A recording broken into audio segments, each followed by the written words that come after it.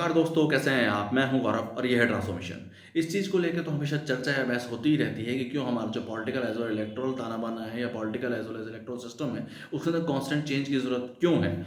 और इन सब चीज़ों को लेके ही ऑल्दो हमने ट्रांसफॉर्मेशन जैसे प्लेटफ़ॉर्म की शुरुआत की है, जो कि भारत का पहला एक ऐसा प्लेटफ़ॉर्म है, जो भारत के हर युवा को या कह सकते हैं हर सिटीज़न को एक equal opportunity, transparent, community driven discussion platform है या वो अपॉर्च्युनिटी देता है, ताकि अपनी विचारधारा से, विज़न से, पर्सपेक्टिव से, मिशन से वो भारतीय राजनीति का हिस्सा बन सके और ये फ्री ऑफ कॉस्ट प्लेटफॉर्म है, उसको अपने विचार रख सकता है अपने जिस भी एरिया तक या अपने जिन भी कम्युनिटी सोसाइटी एट लार्ज तक वो अपने विचार पहुंचाना चाहता है वो इस प्लेटफॉर्म के थ्रू पहुंचा सकता है ओनली ऑन पॉलिटिकल विचार।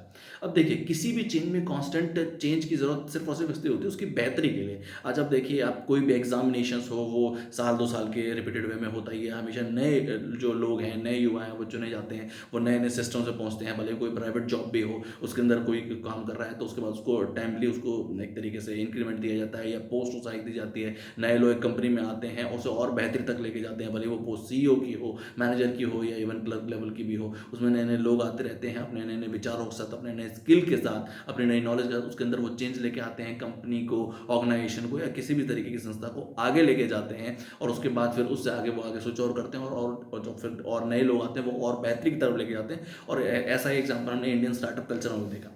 जैसा आप जानते ही हैं कि फिलहाल हमारा देश जो है इंडिया, वो थर्ड लार्जेस्ट स्टार्टअप इंडस्ट्री है। कैसे हो पाया? जब नए लोगों को, नए युवाओं को अपॉर्चुनिटी मिली, उनको पैसा दिया गया, उनको स्किल दी गई और एज वेल एज उनके टैलेंट को यूज़ करके आज बहुत बड़ी बड़ी यूनिकॉर्न कंपनियां बनी, जिनकी वैल्यूएशन 1,000 करोड़ रुपये से ज़्यादा भी है। और भी मल्टी यूनिकॉर्न कंपनीज भी बनी और अभी वो सब कुछ कर रही है। तमाम इस तरीके की स्टार्टअप कर रही है। ये सिर्फ तभी हो पाया जब नए लोगों को सिस्टम ने अपॉर्चुनिटी दी, एक इक्वल और ट्रांसपेरेंट अपॉर्चुनिटी दी। उसके अंदर ऐसा बिल्कुल नहीं देखा गया कि किस कास्ट से आता है, किस स्टेट से आता है, किस रीजन से आता है, किस रिलीजन से आता है। अगर उसके पास वो विचारधारा है, अगर उसके पास वो चेंज करने की या एक तरीके से बदलाव लाने की और सिस्टम को बेहतर बनाने की अगर उसमें अपॉर्चुनिटी है, तो डेफिनेटली उसको एज अ फाइनेंशियल सपोर्ट दिया गया। और बहुत सारे युवाओं ने ऐसा करके भी दिखाया। आज आप देखते हैं फिनटेक हो या एक तरीके से फूड टेक हो या कोई भी इस तरीके की एडटेक हो या आपके एक तरीके से मेरीटेक हो, हर तरीके में नई नई स्टार्टअप्स हैं और नए नए लोगों को अपॉर्चुनिटी मिली। अगर वो उन सब लोगों को अपॉर्चुनिटी ही ना दी जाती तो वो बेहतर कैसे हो पाता? इसलिए जो हमारा फिलहाल political as well electoral structure है, उसके अंदर भी चेंज चाहिए।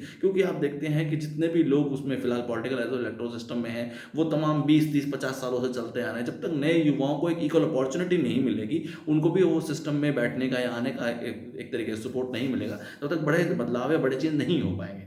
इन सब चीज़ों को देखते हुए ट्रांसफॉर्मेशन हमारी एक शुरुआत है। ज़्यादा से ज़्यादा एक तरीके से युवाओं से गुजारिश है कि वो इस प्लेटफॉर्म से जुड़े और इस प्लेटफॉर्म को कामयाब बनाएं। जय हिंद, जय भारत।